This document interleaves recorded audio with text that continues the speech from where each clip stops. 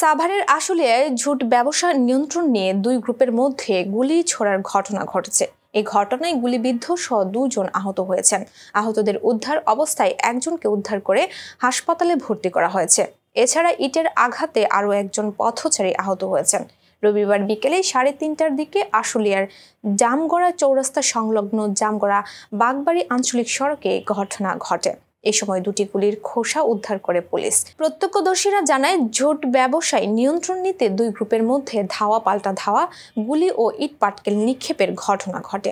এ ব্যাপারে আশুলিয়া থানার officer in charge নূর আলম সিদ্দিক জানায়, ঝুট ব্যবসাকে কেন্দ্র করে গোলাগুলির ঘটনায় পুলিশ ঘটনাস্থলে রয়েছে।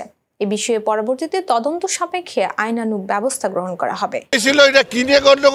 আমি জানি না, আমি দেখছি নাইমিয়া খালি গুলি করতেছে আর দোকানপাট সব দৌড়াদৌড়ি করে বন্ধ করতেছে, একটার পর একটা দোকান বন্ধ করতেছে।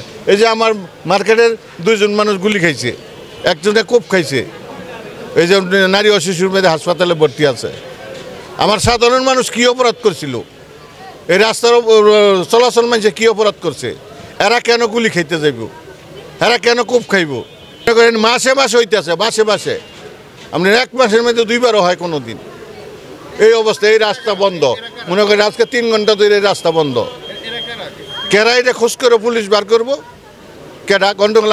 আমি তো জানি না কেডা। আমরা এলাকাবাসী চাই শান্তি শৃঙ্খলাভাবে আমরা বাস করব। শান্তির লেগা সব কিছু করা হয়েছে, এই দেশে শান্তি হইব। গুলি পায় কই থেকে, অস্ত্র পায় এরা, এটা পুলিশ দেখবে। আমরা এলাকাবাসী শান্তি চাই। আজকে আমি নামাজ পড়ে বাইরে দেখছি দৌড়াদৌড়ি, এখন দৌড়াদৌড়ি দেখার পরে কে বা কারা গ্যাঞ্জাম করছে। আমরা তো দোকান শাটার মাটার নামাই দিছি, গোলাগুলি হয়েছে, অনেক গুলি হয়েছে, ক্ষয়ক্ষতি হয়েছে। পরে শুনলাম সাধারণ মানুষ গুলি খাইছে, একজন সে নারী শিশু ভর্তি। তারপরে এত সাধারণ, আমরা যারা সাধারণ আমরা কেন গুলি খামো? আমরা তো ব্যবসা করি, আমরা শান্তি চাই।